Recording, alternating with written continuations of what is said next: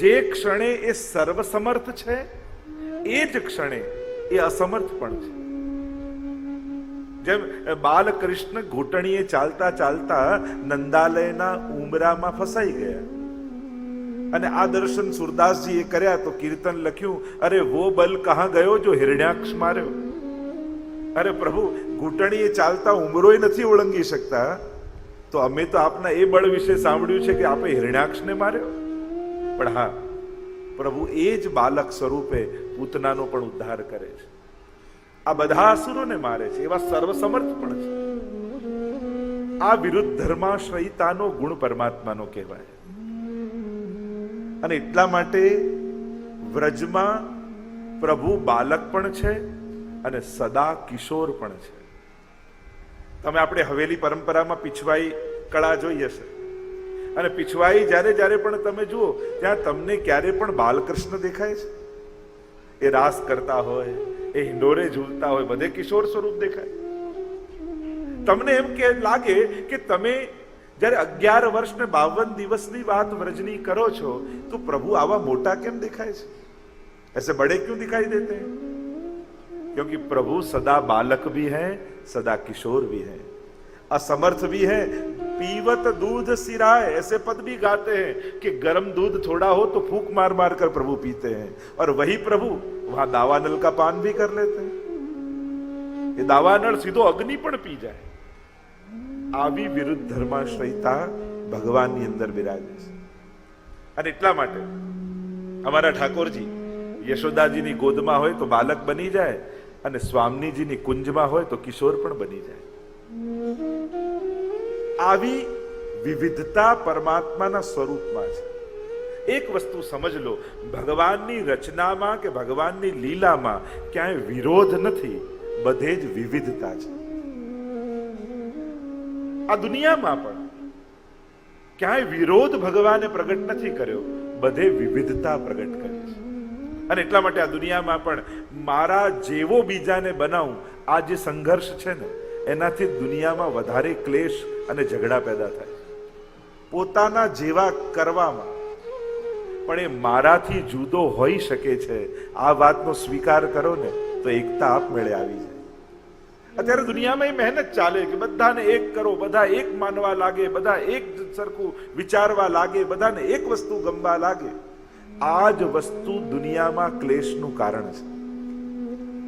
દુનિયાની એકતા અને શાંતિ માટે ભગવાને બધાને જુદા બનાયા છે.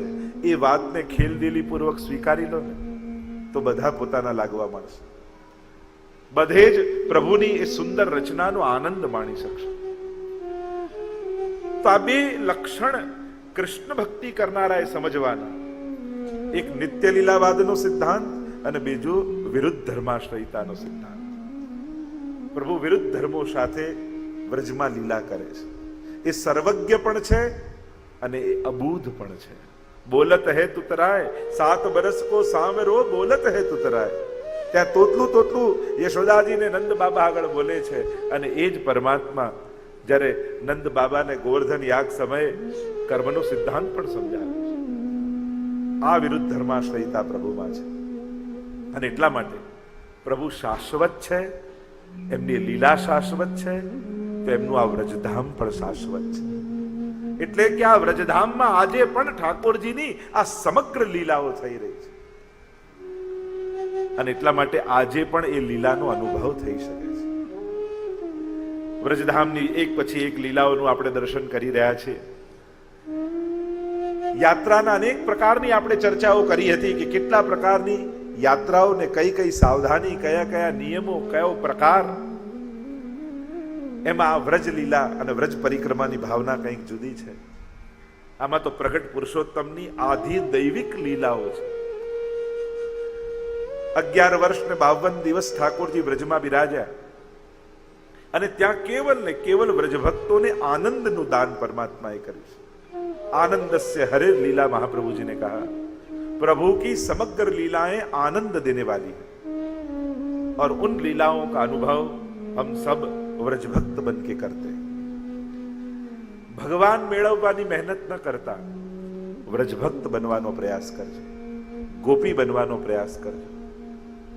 કારણ કે તમે જ ગોપી જે ક્ષણે બન્યા, તમારે પ્રભુને ગોતવા નહીં નીકળવું પડે, એ તમને ગોતતો ગોતતો તમારી નિકટ આવશે. એ તો વ્રજભક્તોને શોધી જ રહ્યો છે. અને એટલા માટે આપણી ભક્તિનું ફલ શું? કે વ્રજભક્તોનો ભાવ મારા હૃદયમાં આવે. ક્યારે હું એ પ્રભુની ગોપી બની શકું? બસ જે દિવસે એ ભાવ હૃદયમાં આવ્યો, પ્રભુ આપણને ગોતતો આવશે, એ આપણને પામશે. ગઈકાલે આપણે ચર્ચા કરી રહ્યા હતા, મધુવનમાં આપણી યાત્રા પહોંચી હતી. એ મધુવન કે જ્યાં ઠાકોરજીની અલૌકિક લીલાનો વિહાર થયો છે. મધુદામના દૈત્યને મારી આ મધુવન વસાવેલું છે. મહાપ્રભુજીના બેઠકજી બિરાજમાન છે. આ મધુવનમાં સ્વયં ધ્રુવજીએ તપશ્ચર્યા કરી છે. એવું આ પવિત્ર સ્થાન જે નારદજીએ બતાવ્યું છે.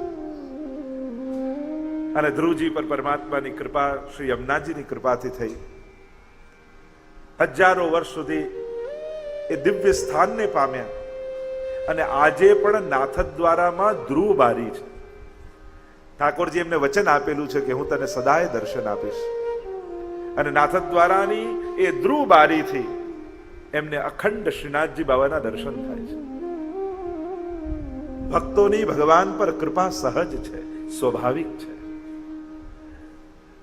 પ્રભુ ભક્તોને દર્શન આપવા માટે સતત તત્પર છે. જીવનમાં એક વસ્તુ યાદ રાખજો, ભગવાન દર્શન બધાને આપે છે, પણ ભગવાન નજર બધાને આપતા નથી. દર્શન તો બધાને થાય, પણ ભગવાનની નજર તમારા પર ક્યારે પડે એનો વિચાર આપણે કરવાનો. અને જે દિવસે પ્રભુના દર્શન કરતા કરતા ચિત્તમાં રોમાંચ થઈ જાય,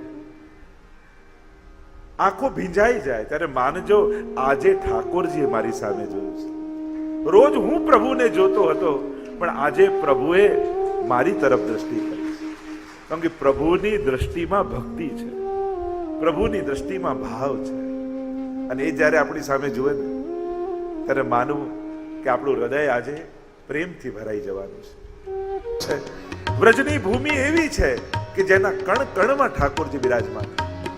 જ્યારે પ્રભુદાસ જલોટાની વાર્તામાં આવે, મહાપ્રભુજીને મળ્યા અને મહાપ્રભુજી એમને દર્શન કરાવે કે વૃક્ષે વૃક્ષે વેણું ધારી અને પત્રે પત્રે ચતુર્ભુજ બિરાજમાન છે. આપણી યાત્રા આગળ ચાલી અને યાત્રા આવી તાલવનમાં. 12 વન બ્રજમાં છે. પહેલું વન છે મધુવન અને બીજું વન છે તાલવન. વ્રજમાં જાઓ ને, ત્યારે વ્રજમાં કેવલ ઈંટ પથ્થર અને ચૂનાથી બંધાયેલા મકાનો અને ભવ્ય મહાલયોના ગોતા. હા, મંદિરો દર્શનીય છે, પણ સાચું વ્રજ તો વનમાં છે. અમારો શ્યામ સુંદર વ્રજમાં વનમાં વિહાર કરે છે. અને એટલા માટે એને વનયાત્રા કહીએ છીએ. વ્રજયાત્રાને આપણે વનયાત્રા કહીએ છીએ. એટલે કેવલ દેખાતી ભવ્યતામાં ભક્તે લલચાવવું નહીં. કારણ કે ભગવાન ઘણીવાર ભવ્યતામાં નાય હોય.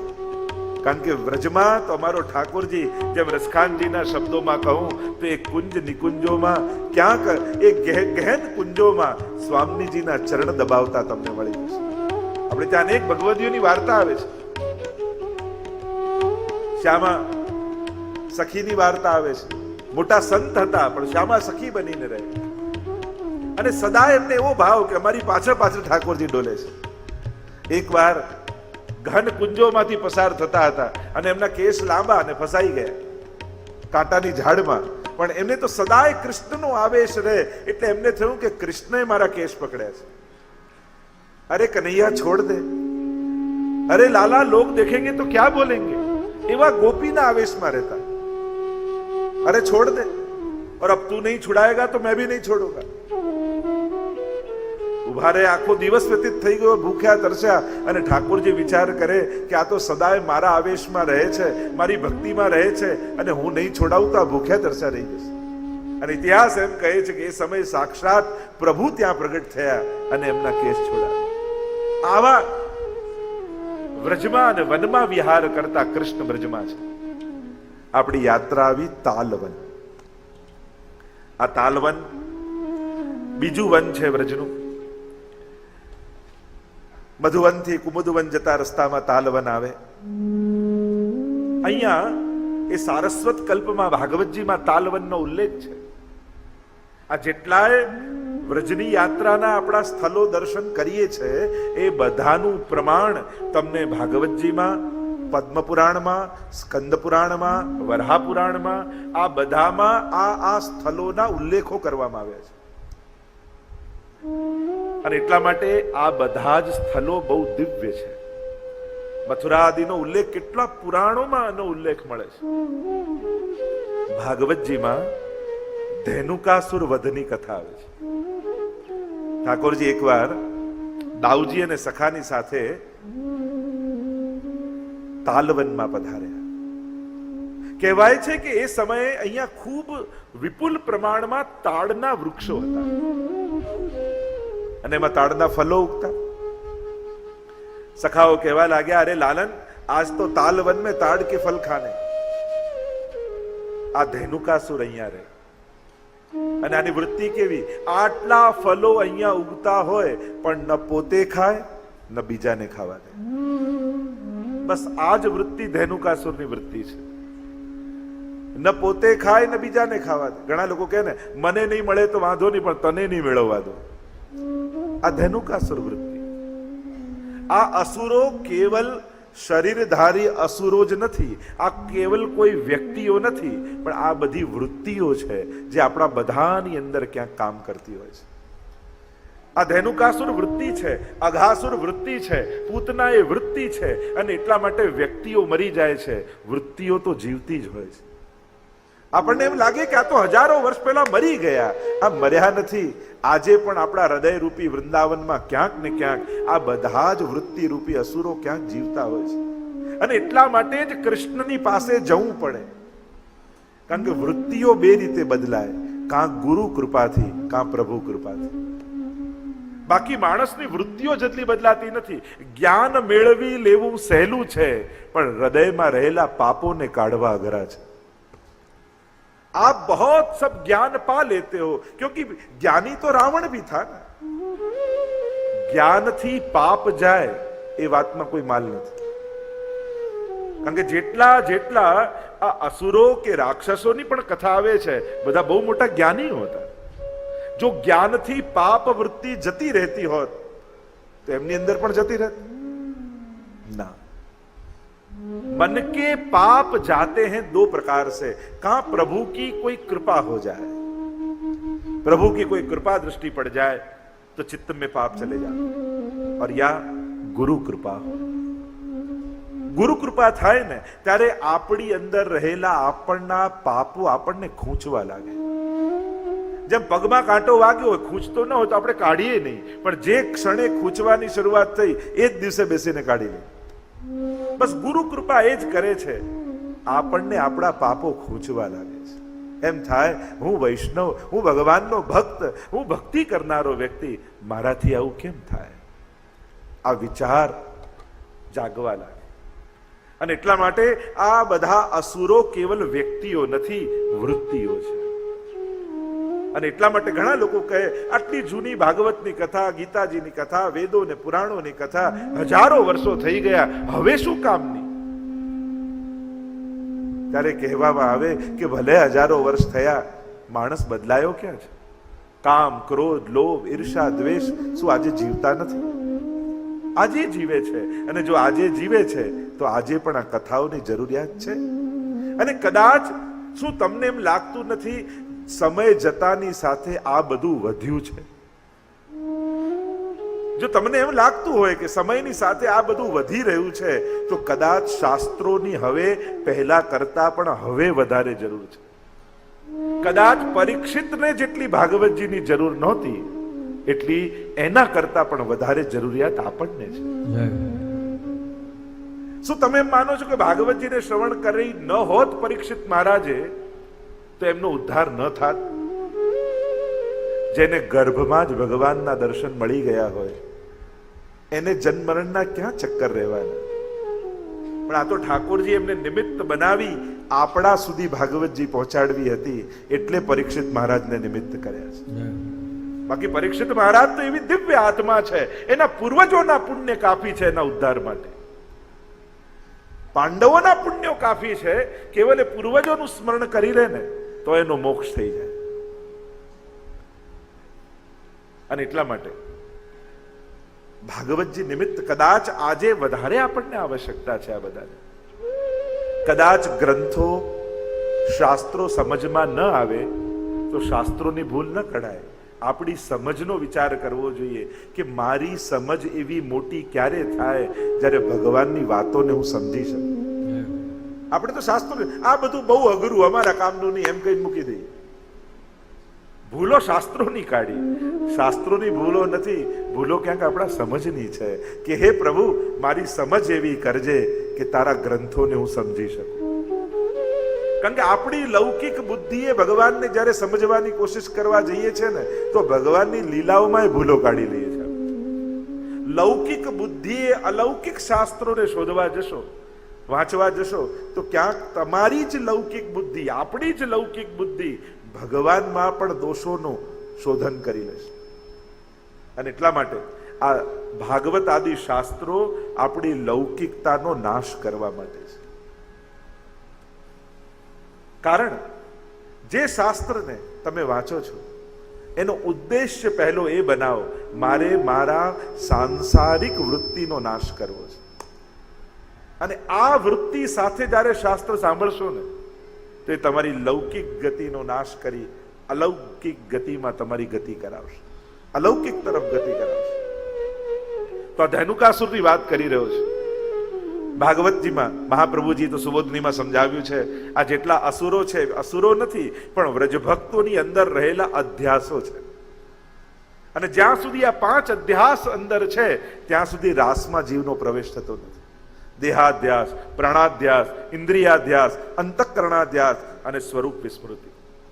આ 5 અધ્યાસો વિભિન્ન પ્રકારના અસુરોને મારી અને વ્રજભક્તોની અંદર રહેલા અધ્યાસોનો ભગવાને નાશ કર્યો છે. તો આ ધેનુકાસુર એ દેહાધ્યાસનું પ્રતીક છે. જ્યાં સુધી બુદ્ધિ દેહ બુદ્ધિ છે ત્યાં સુધી અલૌકિકતાનો અનુભવ થતો નથી. આ દેહાધ્યાસ. ઘણા કે ને જીવો છો ત્યાં સુધી મોજ કરી લો ને મર્યા પછી કોણ જોવા આવવાનું છે. આ દેહાધ્યાસી વૃત્તિ છે. અહીંયા સખાઓની સાથે પ્રભુ પ્રવેશ કરે છે તાલવનમાં. ધેનુકાસુર આવે છે. એની વૃત્તિ કેવી છે? ન ખાવું ન ખાવા દઉં, હું તો ફળ નહીં ખાઉં તને નહીં ખાવા દઉં. વૈષ્ણવની વૃત્તિ આનાથી સાવ ઊંધી હોય. મારા માટે ભલે ન બચે પણ મારો વૈષ્ણવ જમીને જાય ને તો મારો આત્મા તૃપ્ત થઈ જાય. વૈષ્ણવની વૃત્તિ સાવ ઊંધી. ધેનુકાસુર કે હું તો ભલે ભૂખ્યો રહીશ પણ તને નહીં ખાવા દઉં. અને વૈષ્ણવ હું ભૂખ્યો રહું પણ તારું પેટ ભરાય એટલા માટે. એને તો મહાપ્રસાદ આપણે કહીએ છીએ ને કે પ્રભુને ધરીને મળે એ પ્રસાદ, પણ વૈષ્ણવને વાટીને પછી લઈએ એ મહાપ્રસાદ. વૈષ્ણવમાં તો મહાપ્રસાદની વૃત્તિનું એના માટેની લાલસા હોય છે. આપણને ખબર છે આપણા ઘરે જો વૈષ્ણવ આવ્યા હોય ને આપણા માટે નથી બચવાનું, છતાં એને પ્રસાદ લેતો જોઈ, એને પ્રસન્ન જોઈ અને આપણે તૃપ્ત થઈ જઈએ. આ વૈષ્ણવી વૃત્તિ છે. તો ધેનુકાસુરથી બિલકુલ ઉલટી વૃત્તિ આપણી છે. દાઉજી સાથે પ્રભુ પધાર્યા છે. ધેનુકાસુરે જોયું કે આ મને પૂછ્યા વગર ફળ તોડી રહ્યા છે અને દાઉજી આગળ વધ્યા. ધેનુકાસુરને પકડ્યો, ગોળ ગોળ ગોળ ગોળ ફેરવીને ફેંક્યો. ધેનુકાસુરનો ઉદ્ધાર થયો. કરાવ્યું વેદ દાઉજી પાસે પ્રભુએ, પણ કહેવાય કૃષ્ણની લીલા. સખાઓ ત્યાં આવીને એમ કે છે કૃષ્ણ ધેનુકાસુરને માર્યો. માર્યો છે દાઉજી. પણ મહાપ્રભુજી સમજાવે કે દાઉજીમાં જ્યારે જ્યારે ભગવદ આવેશ આવે અને પછી એ જે કાર્ય કરે એ બધા જ કાર્યો યા એ બધી જ લીલાઓ પ્રભુએ જ કરેલી કહેવાય. અને એટલા માટે જ તમે વ્રજમાં જશો યા પુષ્ટિ માર્ગી કોઈ બી હવેલીમાં જશો, ઘણી જગ્યાએ દાઉજીની સેવા બિરાજે છે. દાઉજી એમ હતા ગૌર, પણ જ્યાં જ્યાં તમે દાઉજીના દર્શન કરશો ત્યાં બધે જ શ્યામ રંગના દાઉજી બિરાજે છે.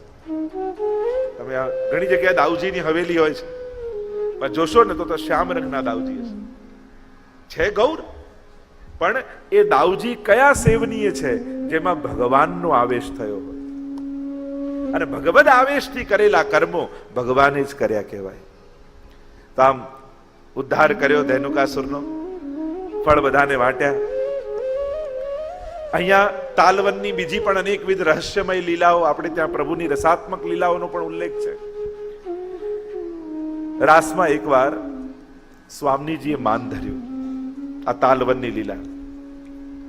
ઠાકોરજી મનાવવાની કોશિશ કરે પણ સ્વામીજી માનતા નથી, અને ખૂબ પ્રયાસ કર્યો ને માન્યા નહીં. ઠાકોરજી અંતર ધ્યાન થઈ ગયા, અને સરોવરમાં ઘણા બધા નીલ કમલ ઉગેલા હતા, અને પ્રભુ પોતે નીલવર્ણ. તો આ જેટલા કમળો છે એ બધાની મધ્યમાં જ જઈને ઠાકોરજી છુપાઈ ગયા. પ્રભુ સ્વયં આપનું મુખારવિંદ કમલાકાર છે, કમલ જેવું સુંદર છે, અને નીલવર્ણ છે. સ્વામીજીએ માન તો ધર્યું, રિસાયા તો ખરા, પણ પ્રભુને જોયા વગર એક ક્ષણ ન રહી શકે. અને એટલા માટે થોડી વાર થઈને ઠાકોરજી દેખાયા નહીં, એટલે ચારે બાજુ ઠાકોરજીને શોધવા લાગ્યા.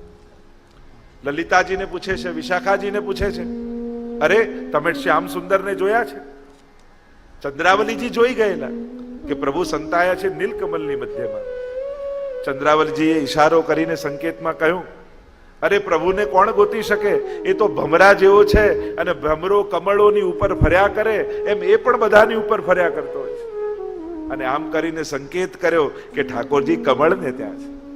સ્વામીજી ઈશારો સમજી ગયા. શોધતા શોધતા સરોવરમાં સ્વામીજી ઉતર્યા અને બધા નીલકમલોને ખસેડવા લાગ્યા. અને એટલામાં મધ્યમાંથી બોલો શ્યામ સુંદર ભગવાન કી જય, ઠાકોરજી પ્રગટ થયા અને સ્વામીજી પ્રસન્ન થયા, દર્શન આપ્યા. આપે કહ્યું કે આજે તો લલિતાજીનો મનોરથ પૂરો કરવાનું આપે વચન આપ્યું છે, ચાલો સ્વામીજી લલિતાજીને ત્યાં પધારીએ. અને આપ બંને મળી લલિતાજીને ત્યાં પધાર્યા. એવી સુંદર લીલા આ તાલવનમાં થઈ છે. તાલવનમાં બિરાજમાન પ્રભુને આપણે વિનંતી કરીએ અને અહીંયાથી આપણી પરિક્રમા આગળ ચાલી કુમુદવન તરફ, અને વૈષ્ણવ ભાવથી ગાન કરવા લાગ્યા. મથુરામાં શ્રીનાથજી, ગોકુળમાં શ્રીનાથજી, યમુનાજીને કાંઠે રમતા રંગીલા શ્રીનાથજી, રંગીલા શ્રીનાથજી, અલબેલા શ્રીનાથજી, વલ્લભ કુળના વાલા બોલો રંગીલા શ્રીનાથજી, રંગીલા શ્રીનાથજી, અલબેલા શ્રીનાથજી, વલ્લભ કુળના વાલા બોલો રંગીલા શ્રીનાથજી, રંગીલા શ્રીનાથજી, અલબેલા શ્રીનાથજી, વલ્લભ કુળના વાલા બોલો રંગીલા શ્રીનાથજી. બોલો કૃષ્ણ કનૈયા લાલ કી જય. યાત્રા પહોંચી કુમુદવન. આ કુમુદનું વન છે.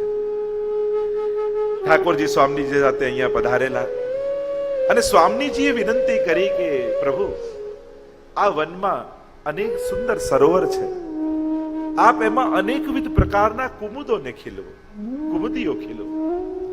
અને ત્યારે ઠાકોરજીએ કુમુદા અને કુમુદી નામની બે સખીઓ પ્રગટ કરી અને આજ્ઞા કરી કે જાઓ સમગ્ર વનમાં, સરોવરમાં અનેક કુમુદીઓ ખીલવી દો, અને તમે બંને એની રક્ષા કરજો.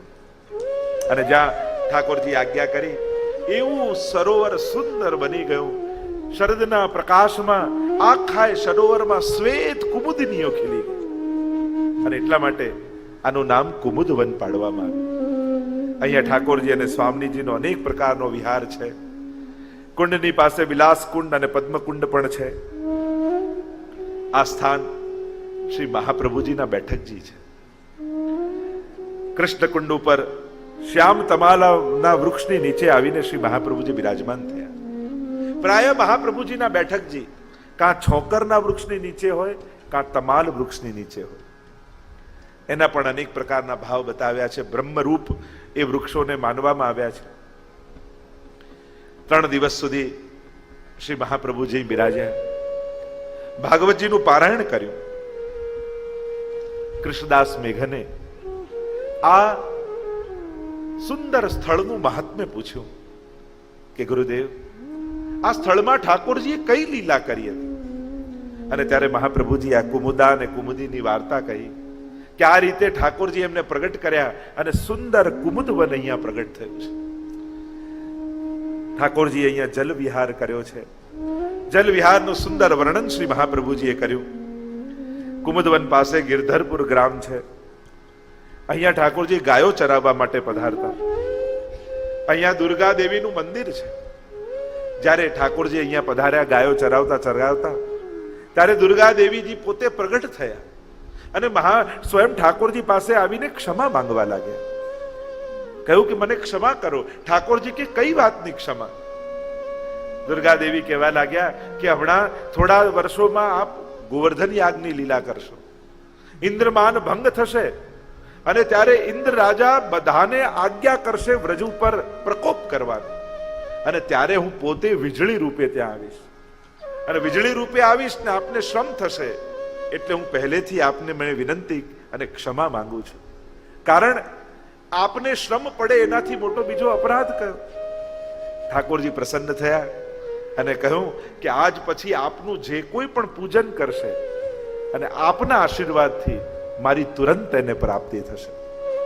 વ્રજમાં અનેક દેવી દેવતાઓનો વાસ છે અને વ્રજયાત્રા કરો ત્યારે બધે જ વંદન કરતા કરતા આગળ વધાય છે, કારણ કે ત્યાં જેટલા પણ દેવી દેવતાઓ બિરાજે છે એ બધા ભક્તો રૂપે બિરાજે છે અને ભક્તોના આશીર્વાદથી ભગવાન મળે એમ આપણા શાસ્ત્રો કહે છે.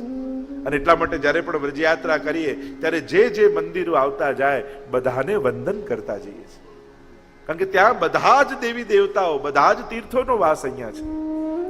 આ કુમુદવન એવું સુંદર વન છે જ્યાં ઠાકોરજી અનેક પ્રકારના વિહાર કર્યા છે. શાંતનુ કુંડ જતા રસ્તામાં આ કુમુદવન આવે છે. આ કુમુદવનમાં ઠાકોરજીએ છાક લીલા પણ કરી છે. પ્રસંગ આવે છે, અનેક પ્રકારના વિહાર છે. રાસાદિક લીલા પણ છે અને છાકાદિક લીલા પણ છે. એકવાર ઠાકોરજીએ સગડા સખાઓને કહ્યું, તમારા ઘરમાં દરેક ગોપીનો મનોરથ હોય છે કે હું એમના હાથની સામગ્રી આરોગું. મને તો રોજ યશોદાજી બાંધીને આપે, પણ સખાઓ કાલે આપણે કુમુદ બન જઈશું અને તમારા ઘરે જઈને મૈયાને કહેજો કે પોતાના હાથે સુંદર સામગ્રી સિદ્ધ કરે અને હું તમારા ઘરની સામગ્રી આરોગીશ. જ્યાં ઠાકોરજી આવું વચન કહ્યું, બધા જ સખાઓ ખૂબ પ્રસન્ન થઈ ગયા. દોડતા દોડતા દોડતા દોડતા ઘરે ગયા. મૈયા મૈયા ઠાકોરજી की कृपा भई है और ठाकुर जी ने कहो है अपने घर की सामग्री कल ठाकुर जी आरोगी. અને બધી ગોપીઓ એવી પ્રસન્ન થઈ ગઈ, કારણ કે રોજ સામગ્રી ઘરે બનાવતા ત્યારે મનોમન પ્રભુને યાદ કરતા કે અમારા પેટ માટે તો બનાવીએ છે, ક્યારે એવો દિવસ આવે કે ઠાકોરજી માટે બનાવવાનો અમને અવસર મળે. અને આજે તો ગોપીઓ સવારથી વહેલી ઉઠી ગઈ છે. પ્રભુને જેને જે ઉત્તમ સામગ્રી બનાવતા આવડતું એ સામગ્રી સિદ્ધ કરવા લાગી છે. અને બીજા દિવસની સવાર પડી, સુંદર છાબમાં ઉપર કલતાન બાંધી, રેશમી વસ્ત્ર બાંધી પોતાના બાળકોને આપી કે લે ઠાકોરજીને પ્રેમથી આરોગ આવશે અને જ્યારે આરોગ આવે ત્યારે મને પણ યાદ કરજે. અને ઠાકોરજી વાછરડાઓને લઈ, સખાઓને લઈ અહીંયા કુમુદવન પધાર્યા છે. અને કુમુદવનમાં પધાર્યા, કુંડાળું કર્યું, મધ્યમાં ઠાકોરજી બિરાજમાન થયા. બધા સખાઓએ પોતાની છાબ ખોલી. એક એક સખાઓ છાબ ખોલતા જાય, પ્રભુને વિનંતી કરતા જાય, અરે લાલન મેરી મૈયા જલેબી બડી સુંદર બનાવે, લઈ આરો.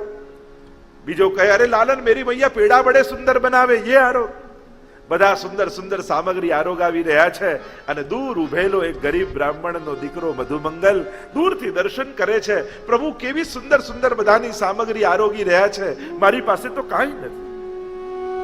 અરે આવો મોકો ફરી ક્યારે મળશે? દોડતો દોડતો મધુમંગલ ઘરે ગયો છે. મૈયા મૈયા મૈયા, હા કહા હે લાલા? અરે आज ठाकुर जी सबके घर की सामग्री आरोग रहे हैं, कछु तो दे प्रभु को आरोगावे. આંખો ભરાઈ આવી, બેટા આપણા ઘરમાં તો કાંઈ નથી. અરે કંઈક તો હશે ને. બહુ અટાગ્રહ કરવા લાગ્યો, અરે જે હોય મને આપ.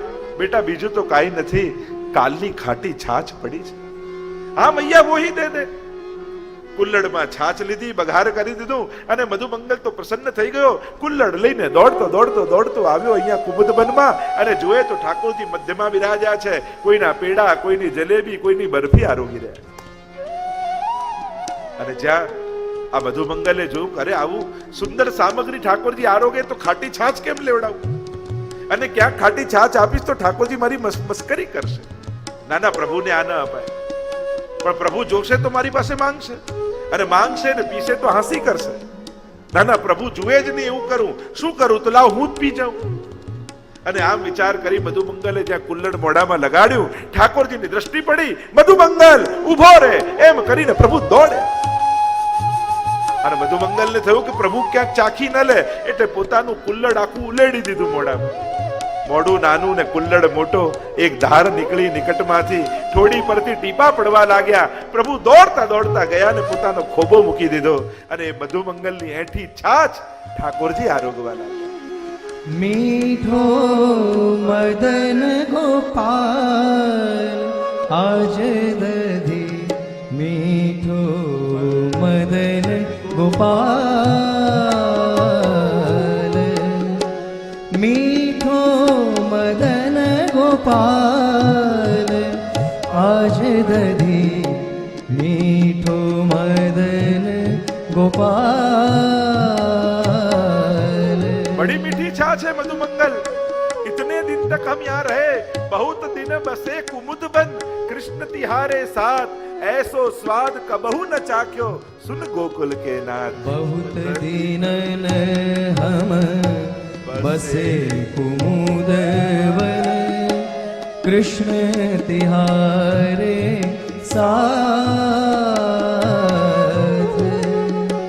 बहुत दिन અને થઈ હતી એમ નહીં, પ્રભુ એકવાર જ્યાં જે લીલા કરે એ લીલા ત્યાં શાશ્વત રૂપે ચાલે છે. આ કૃષ્ણ ભક્તોની ભાવના છે, કારણ કે જો અમારા ભગવાન શાશ્વત છે તો એમની લીલાઓ પણ શાશ્વત છે. એટલે જ્યારે વ્રજમાં જાઓ અને જે સ્થળે જાઓ ત્યારે ત્યાં ઠાકોરજીએ કઈ લીલા કરી એનું બેસીને ચિંતન કરો. ઘણીવાર આપણે વિધિ વિધાનોમાં એટલા વ્યસ્ત થઈ જઈએ છીએ કે ભાવાત્મક ચિંતન કરવાનું જ ભૂલી જઈએ છીએ. આધિદૈવિક વ્રજનો અનુભવ ત્યારે થશે જ્યારે તમારી ભાવનાઓ આધિદૈવિક હશે. એટલે જે જે સ્થળે તમે જાઓ વ્રજમાં, ત્યાં પૂછો ચોબાજી ઠાકોરજી અહીંયા કઈ લીલા કરી, અને બેસીને એ લીલાનું ચિંતન કરો, એના કીર્તન ગાઓ, એના સ્તોત્ર પાઠ બોલો. ઘણીવાર વિધિ વિધાનો એટલા પ્રભાવી થઈ જાય, ઘણીવાર ગિરિરાજજીમાં આપણે જઈએ તો દૂધ ચડાવવામાં જ એટલા વ્યસ્ત થઈ જઈએ કે ગિરિરાજજીના સ્વરૂપનું ચિંતન કરવાનું જ ભૂલી જઈએ. તો વિધાન એ ભાવનાની ઉપર ન હાવી થઈ જાય એનું હંમેશા ધ્યાન રાખો.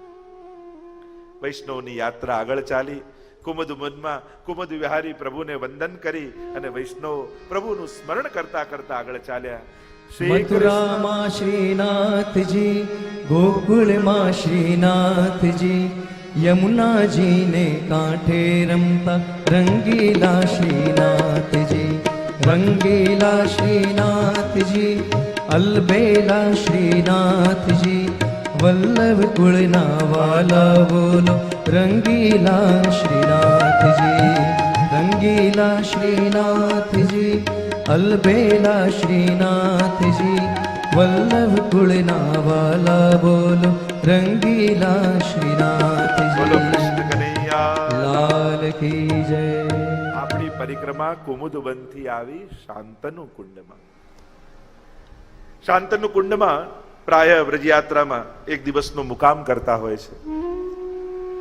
40 દિવસ આ વ્રજયાત્રા ચાલે અને ભિન્ન ભિન્ન જગ્યાએ ક્યાંક 1 દિવસ, ક્યાંક 3 દિવસ, ગિરિરાજજીમાં 7 દિવસ એમ કરી કરીને મુકામ થતા હોય છે.